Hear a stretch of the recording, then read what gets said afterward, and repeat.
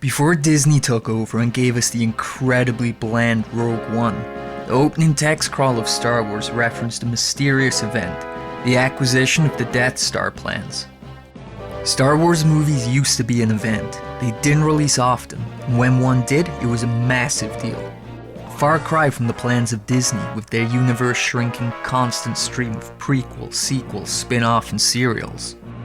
Star Wars Dark Forces was the first real look at how a computer game could expand the universe by introducing new characters and events that referenced and tie into the movies. Dark Forces basically plays like a Doom or Wolfenstein 3D clone. It plays and feels similar, but the difference is that for an FPS of that era, Dark Forces is relatively heavy on the story. There's cutscenes with full voice acting, and mission briefings to help with world building. The Emperor has approved your test demonstration, General Mock. Thank you, Lord Vader. What I unveil today will mark a new era for the Empire. We will be able to decimate the rebels just as we did the Jedi Knights. At last, the Emperor's war will be filled only with the glory and beauty of decisive victory. The game was the introduction to Katarn, who would go on to lead many more Star Wars games and books. Luke Skywalker was originally planned to be the main character of Dark Forces, but there were concerns and challenges working with an existing character. For example, it would be easy to make plot contradictions, and the team found that they ran into many other issues. So in the end, a new character, Katarn, was created. This could be interesting. Alright, I'm in. But I think I'll need some help on this one. Those sounds you heard, we believe, come from that weapon. A new type of stormtrooper, the Dark Trooper. And it shows how they just shat him out at the last minute. He essentially has no character. He just seems to stand around, barely animated.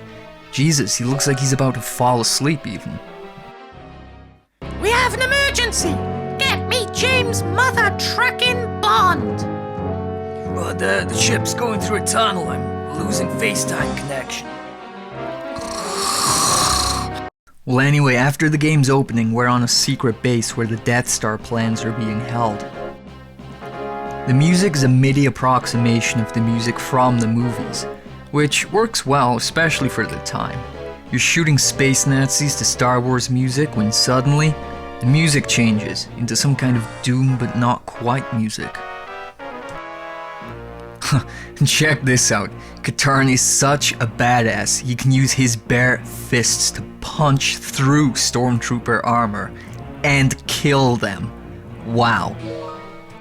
Anyway, Katarn manages to capture the Death Star plans, and now it's time to exfiltrate. Or rather, it's time to press escape and tell the game you finished the level.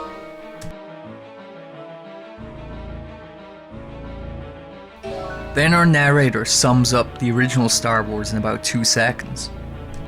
Kyle delivers the plans to the Rebel Alliance. Soon afterwards, the Death Star is destroyed.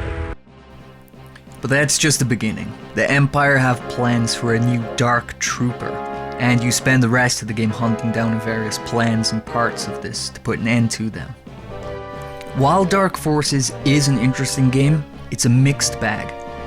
The game has all the tropes of the era, including maze-like level design, switches that are indistinguishable from the surrounding area, a general lack of direction, and a shitty sewer level.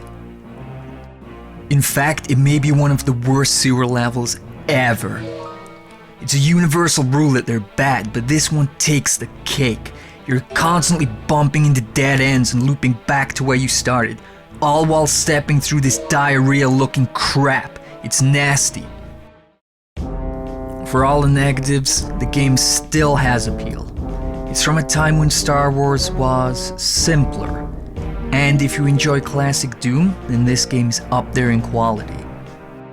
While Katarn's a cardboard cutout in this game, the ending hints at him having some connection to the Force. The Force is strong with Katarn.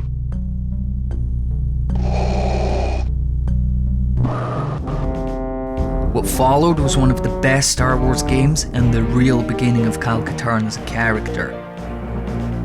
The sequel was bigger, better, and braver, ditching the doomed clone design and beginning the famous Jedi Knight series of games.